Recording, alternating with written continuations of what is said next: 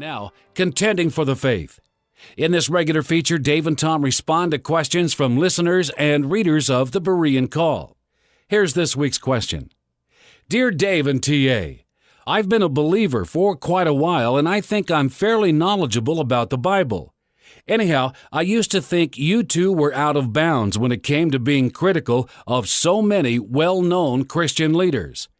But now I'm beginning to be as concerned as I thought you were, and I'm asking for your help.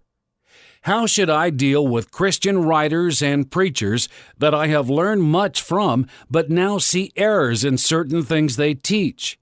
Should I drop them from my list of biblically edifying teachers if they endorse psychology or Calvinism or replacement theology or old earth creation or other beliefs I think are wrong?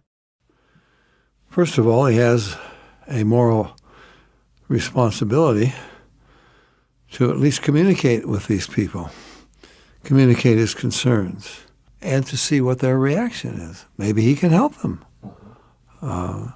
Secondly, I think he or she, whoever this was, has a moral duty before God to, he or she probably knows some other people who are enamored with these teachers and who could be being led astray. So you need to help those people as well. But I think you need to bring some correction to these people. You give them their chance. It doesn't mean that they will pay attention to you, but at least you point out their error. Dave, you probably heard people say, well, what you do is you learn how to separate the meat from the bones, okay? It's like fish. You don't you spit out the bones and you keep the meat. Can you say that with let's say a teacher whose certain areas you thought, wow, this is really good. This content, this information is terrific, but I don't buy that. Tom, generally, it's a little worse than meat and bones. It corrupts the meat. The bones aren't just something you can pull out generally because everything is interrelated. Mm-hmm. I don't know. We would have to have specifics, but I think you still have a moral duty to try to bring correction to this person. Yeah. Well, you fish a lot, and so do I, Dave, and some fish have mercury.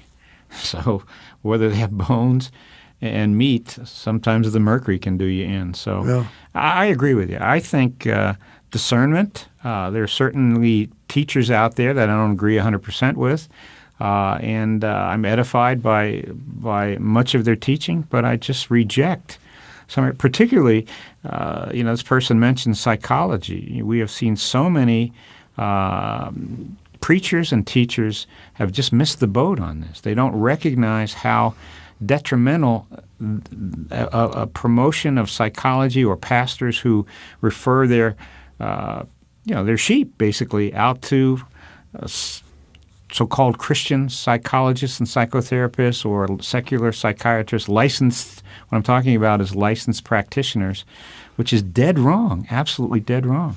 Well, we did a whole series on that, I guess, Tom. And anyone that is interested could get it, could receive it. We have a book coming out, hopefully early next year, on psychology in the church. Right. But still, there are some I can be blessed by their teaching in some areas, but in other ways I've just either avoided or rejected.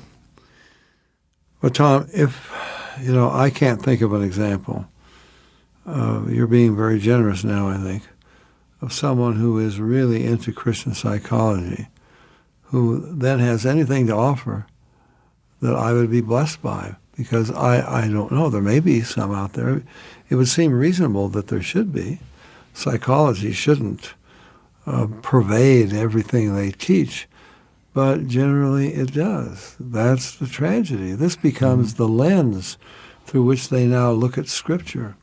This becomes their guide for Christian living, and they pretty much get it all from there.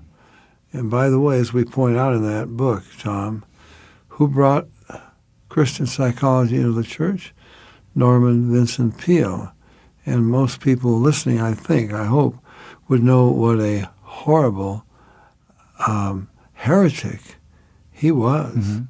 And he is the one who brought it into the church. And by the way, for decades, the entire evangelical church stood against it, refused.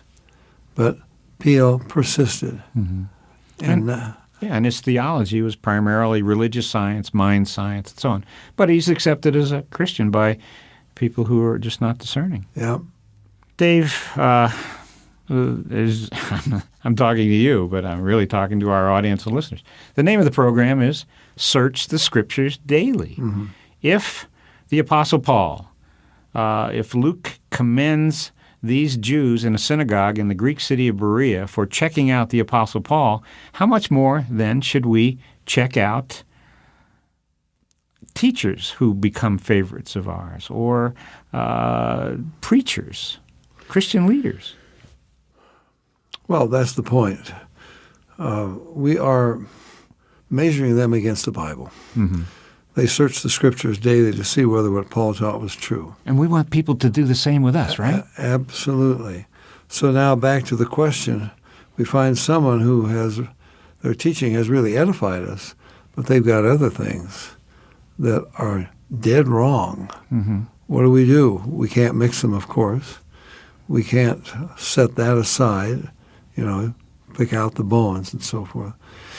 No, we have to confront them, but we have to be very, very careful that we don't get trapped into this sort of thing ourselves. I just think of the words of Paul to Timothy, 2 Timothy 4. Preach the word, reprove, rebuke, exhort with all long-suffering and doctrine.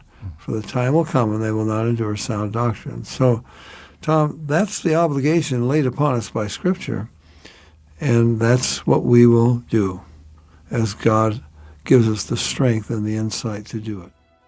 For more information about the Berean Call, call us toll-free at our order number or visit our website,